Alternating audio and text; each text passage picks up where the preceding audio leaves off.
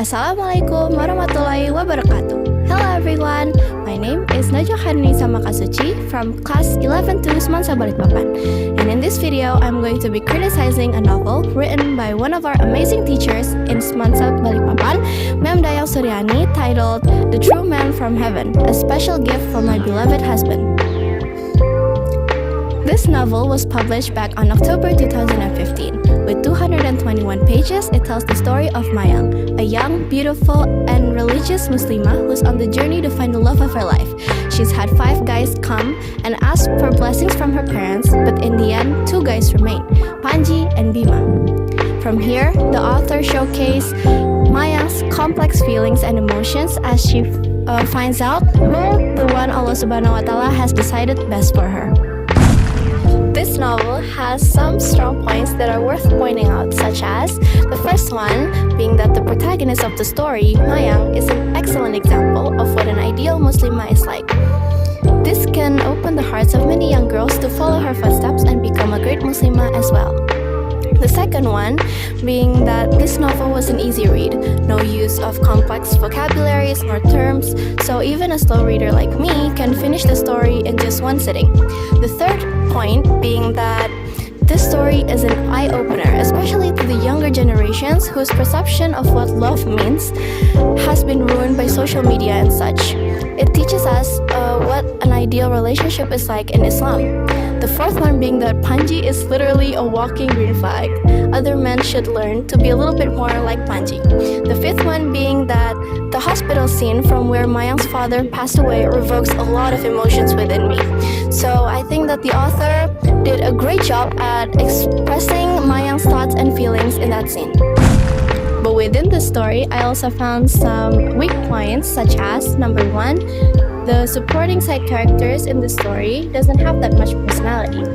I feel like the side characters can give Mayang a bit more helping hand, and that way they have more screen time to showcase their personality, all the while still helping the protagonist through her problems.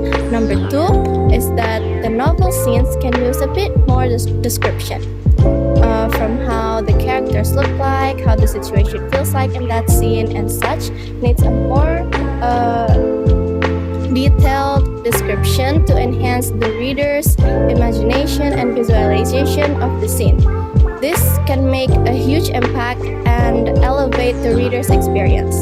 Number 3 said Panji is walking green flag, but his personality is still rather kind of bland. I think that it'd be better if the author can dive a bit more into his life, his past, or explore other sides of him, just so the readers can get a better grip on what his personality is like. Number 4, the plot in the beginning of the book was rather flat and monotone. Not much exciting thing was happening, only Mayang being indecisive and hopping between Bima and Panji. But in the end of the book, it was a roller coaster ride for me, because suddenly Bima is a stalker and then Panji fell ill. I found that part really interesting and fun to read. It sparks my interest and makes me want to read more. The fifth and last one is that the novel ended on a weird cliffhanger. Personally, I think I can understand why the author wants to end the book in the hospital scene if the author intends to make a sequel to the story. But if there isn't gonna be a second book, it'd be more natural to end the story in the scene where Mayang tried to wake Panji up from his sleep, but he ended up not waking up. To sum it up, it was a pretty good read, and it left quite the impression on me. Not only that it was entertaining, but it also gave me a lot of insight about healthy Islamic relationships. Sometimes in life, what we think is good for ourselves isn't really what's best for us. So we should always pray and ask Allah SWT for blessings. My message to the author, Dayang Suriani, is to never stop creating and inspiring others. And I suggest the viewers to give this novel a read because it was worth it. That's all from me. Thank you so much for listening. Assalamualaikum warahmatullahi wabarakatuh. Bye-bye!